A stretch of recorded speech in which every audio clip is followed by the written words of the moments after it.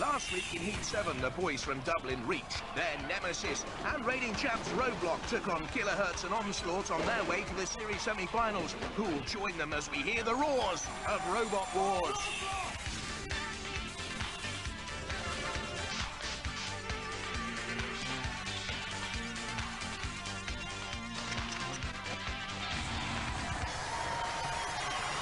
Ladies and gentlemen, please welcome KJD's pen pal, Craig Charles.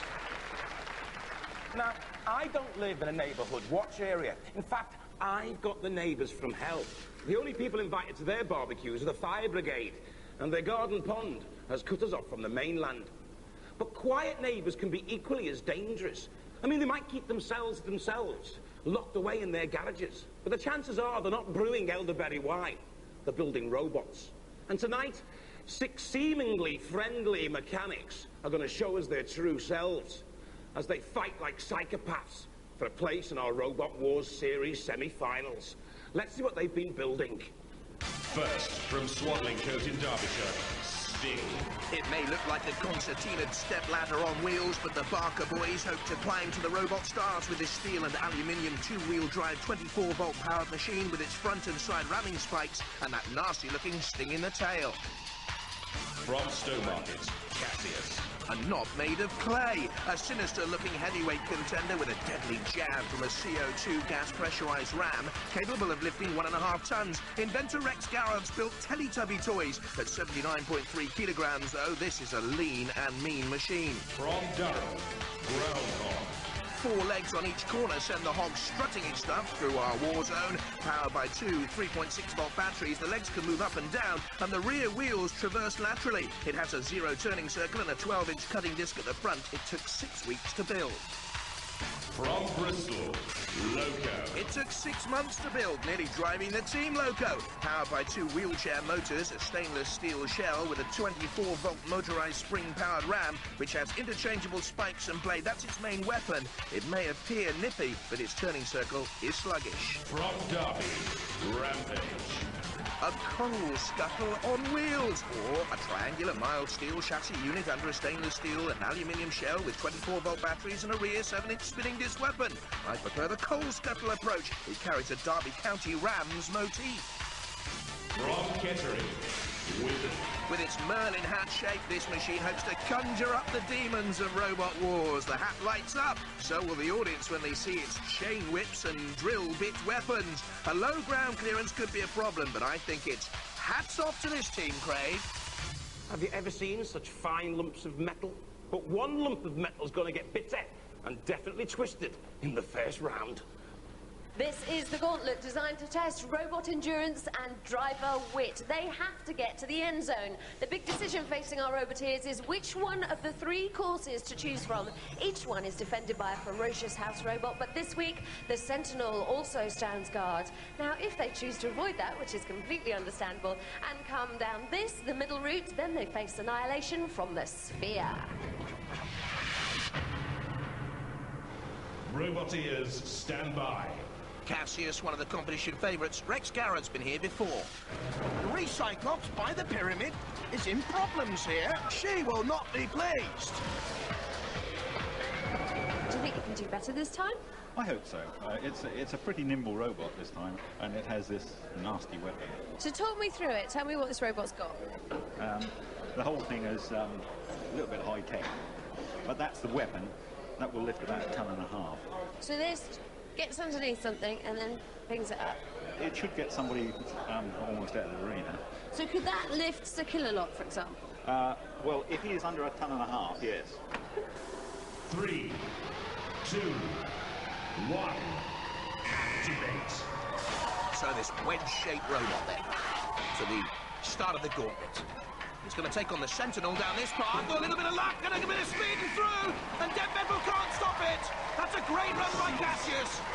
Too late for Dead Metal to come in now. Well done, Rex. Well, you were a finalist in the last war, weren't you? Yes. You controversially beat Mortis in the last war, didn't you? Yes, that was a good fight. We're having a grudge match again, I hope, which will be good. Are you confident about this war? quietly confident, but you know, lots of things can happen. I mean, it's a matter of luck whether you get past some of these things, really. But I have an advantage. It's very nimble, and it's also very quick. Yes. Ladies and gentlemen, Rex Garrard, Cassius! Cassius floats like a butterfly, stings like a bee. Power and pace is Rex Garrard's key. Cassius through, completing the course. Well done. Roboteers, stand by. Loco comes to the grid of the gauntlet. Talk me through what Loco's got, what are the features you've designed? Well, we got 2 spikes that wind right back in and then fire out with some pretty hard force. And what about all these designs around the outside? Whose idea was that? Mine and David's. Sort of a ghost train idea, flames, people screaming out the sides. 3, 2, 1. Activate. 13-year-olds Richard Mannion and David Isles then at the controls. Those ghoulish pictures. With imaginations like that, you should see a shrink. Ooh, Dead Metal comes in. They are a little bit sluggish and slow, and Dead Metal all the way to the pit of the Oblivion! And into the pit of Oblivion they go! Have they covered enough ground, though? Around about 10 metres, I'd say. In came Dead Metal. Down, down, deeper and down. 10.4 metres. Should be okay, I think. Roboteers, stand by. Groundhog, driven by Graham Bone and Alex Mordew. The robot is actually powered by 4 of these cordless drill motors, which are situated in the legs there. And these go through angle grinder gearboxes into the wheels. We've got normal wheels at the front which go forwards, we've got wheels at the back which drive forwards but will slip sideways. We've got a cordless lawnmower motor at the front which will power a 12-inch cutting disc. 3, 2, 1. Activate. So here come the 2 19-year-olds with Groundhog, this ground-breaking robot. Plenty of ground clearance over the spikes. Ooh, not the best of directions. In comes Kill-A-Lot for the kill, perhaps. Spiking down on Groundhog. There goes those innovative wheels, spinning. Guys, tell me about these wheels, because you've actually patented these wheels, haven't you? Yeah, we've put an application in for the patent. We've got these rollers on the wheel, so as soon as you drive forwards, you've got traction against the edge of the rollers, but as soon as you go sideways, the rollers move. So there is a lot of innovation going on within robot wars, yes. So it's a breeding ground for new technology? Definitely, yes. It's the way forwards. Or sideways? Seems a really good idea to me, but they're going nowhere. As Kill-A-Lot comes in, oh, it plucks up Groundhog so effortlessly, turns and twists, ready for the kill. No! They've killed Kill-A-Lot! He's been dragged to the ground. This never happened before. This is the king of the house robots. This is unbelievable. Just waiting to come down on Groundhog, and Groundhog pulled Kill-A-Lot with them. And they love it. We've waited for that all series. Marvellous stuff. That's pretty stunning, wasn't it? Wasn't too bad. Well, he picked you up and started posing. Yeah, and then he fell over. Yeah, he just lost his balance. So how do you think you're done, though? Because you sort of got stuck at the side of the seesaw, didn't you? We are, but it looks like he's a bit ill there at the moment. He's leaking. He's not letting go of you, though. Have you seen that? No. He's got you for keeps. He has, definitely. Ladies and gentlemen, Groundhog. That big session on the engine oil for Kill-A-Lot last night was too much. But Groundhog, is that too little at 4.4 metres? Well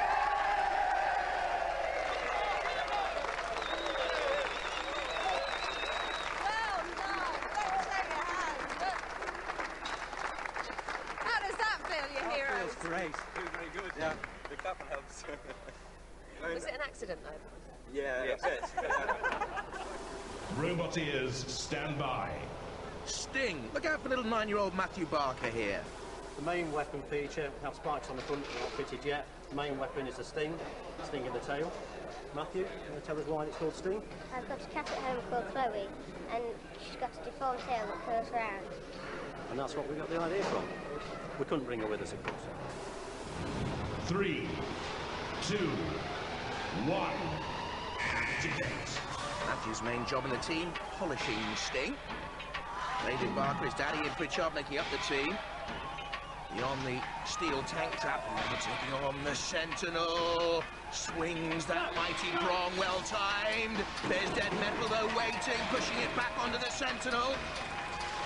In comes Dead Metal's circular saw with that 7mm thick mild steel on the shell. I don't think, oh yes, it is biting in. It is making an effect on that mild steel box section of the chassis, and down into the pit they go, eventually. Did create damage there, that circular saw.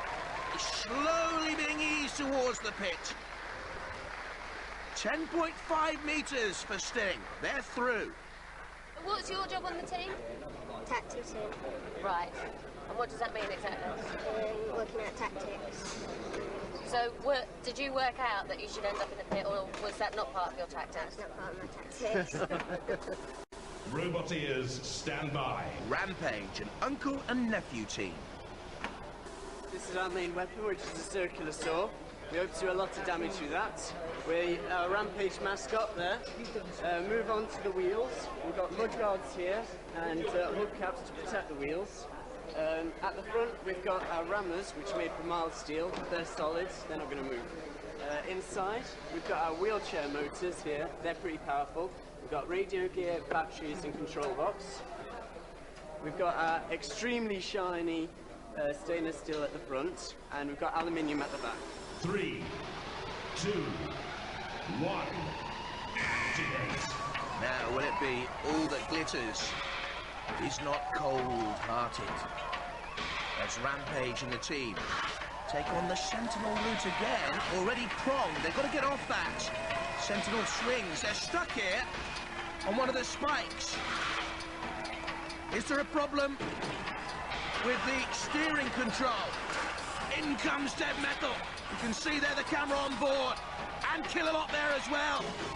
Oh, this is a deadly disappointing display for Robert Whittle, the 15-year-old, and Peter Wearing, his uncle. Nudged back almost to the start again. Kill-A-Lot in there, Dead Metal in there as well. Kill-A-Lot with some sort of tourniquet, perhaps repairing the wound from early on. They're trying to splice and slice.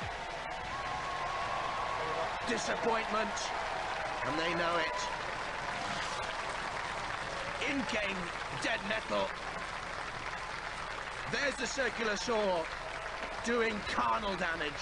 Only 3 meters, hardly a Rampage. Rampage? Ravaged, more like. Well, you spent all that time polishing it.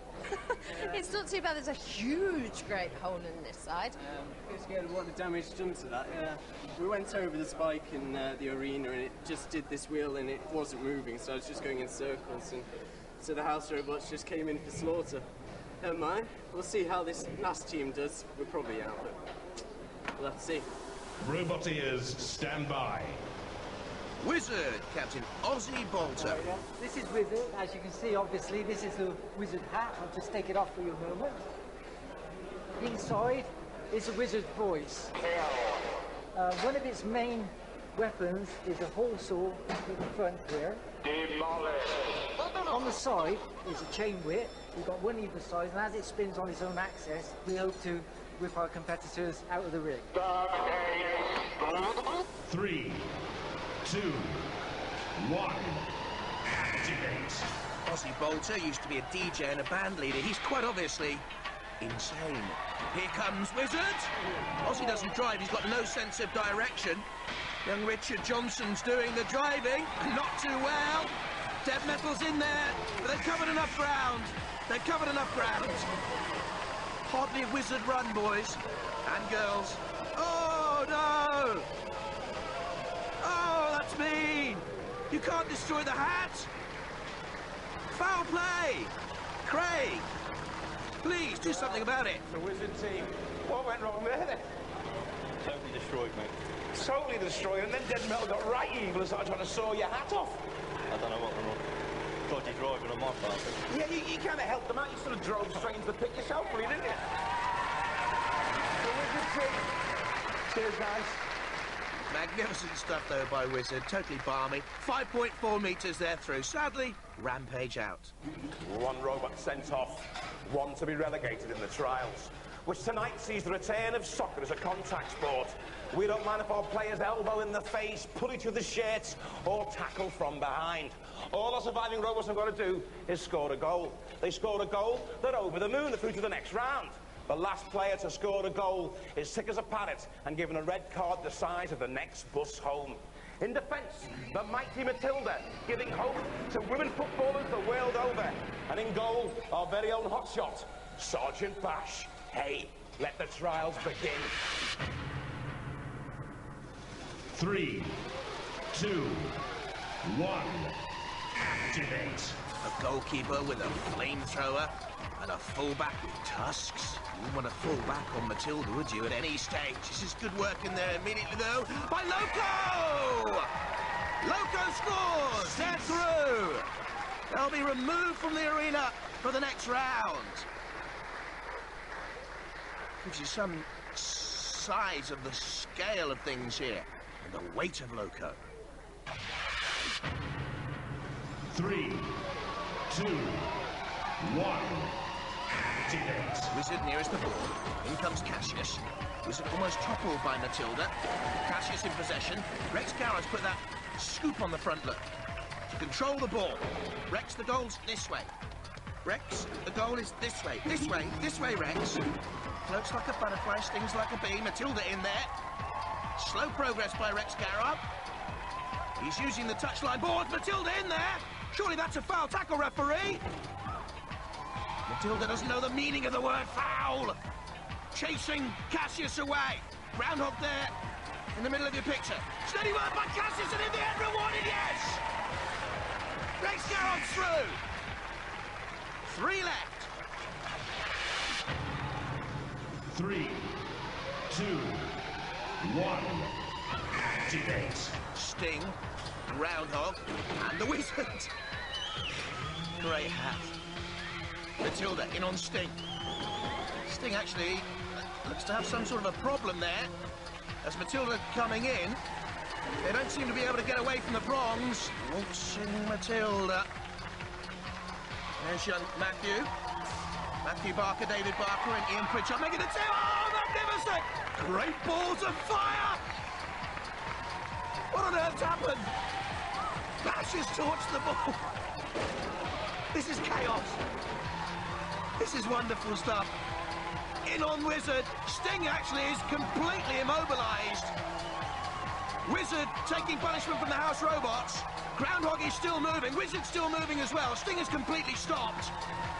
Here's Groundhog, you see. Oh, I wouldn't go near that charcoal lump that was the football. Hot stuff even for Matilda. Matilda dancing to hot stuff. Oh, there's the thought.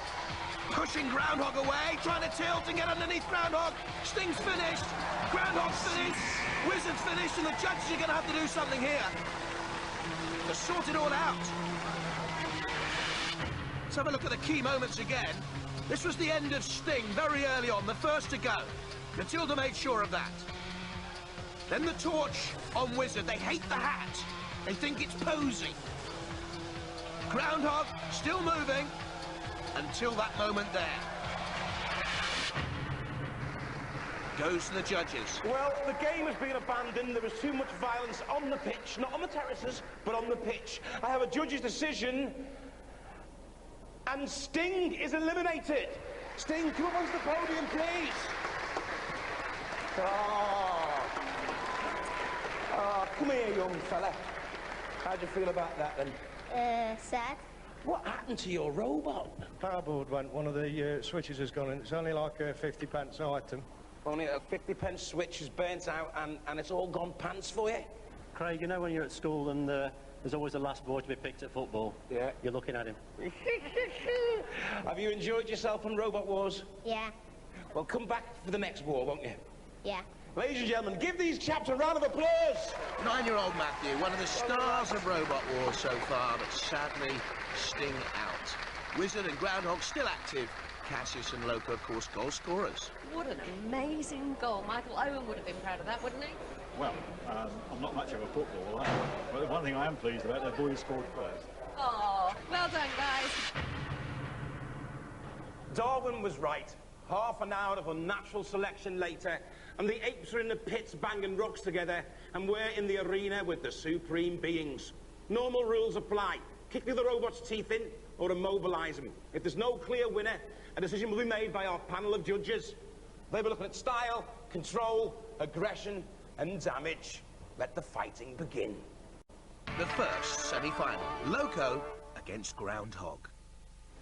The gunfight in the Robot Wars corral. Our two gunslingers. 3, 2, 1, activate. Must be plumb loco to go into the arena. The deadly shootout under the sun. It's Loco and it's Groundhog.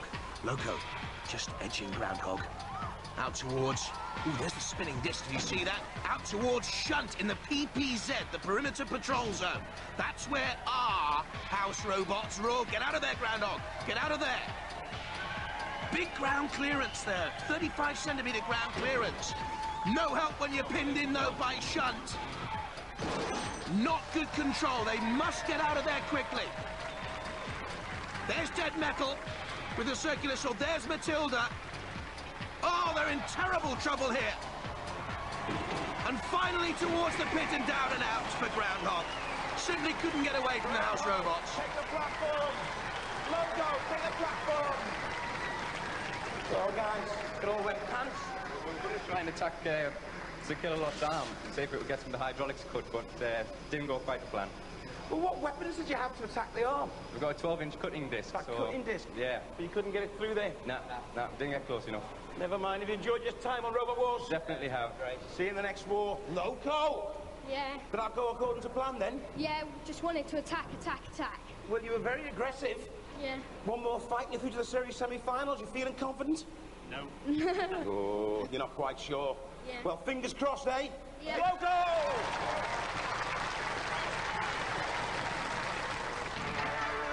The second semi-final, Cassius against Wizard. If there were other people around who were much younger than you and had put a lot of time in to a robot and you were up against them, what would be your options? Well, I couldn't possibly destroy their robot. For all the guys in China, I couldn't do that. That's against the principles completely. I want to encourage kids to build them. I don't want to destroy them. So if I could immobilise them without doing them any harm, yes, but I certainly wouldn't be able to destroy them. No way. Now, house robot, that's different. 3, 2, 1, activate. The bizarre bot morality of Rex Garrett. There's Wizard. An early surge up to 50 miles an hour. But in comes Cassius. Cassius faster, lighter, but strong enough to upend Dead Metal. This is a good surge of power. 25 miles an hour, Rex can get on Cassius. Taking on the house robots, that's what he said he'd do. Now he takes on Wizard, pushing it into the Perimeter Patrol Zone. This is where our house robots are king. There's Kilolot. And Bash behind. In comes the Ram, trying to flick Kilolot off.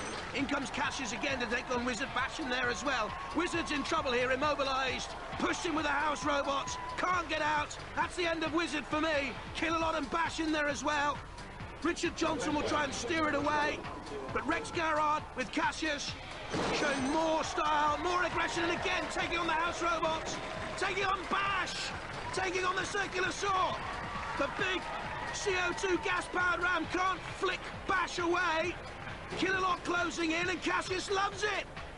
This is what Rex said he'd do, and he's doing it. Spinning away. He's taken them away.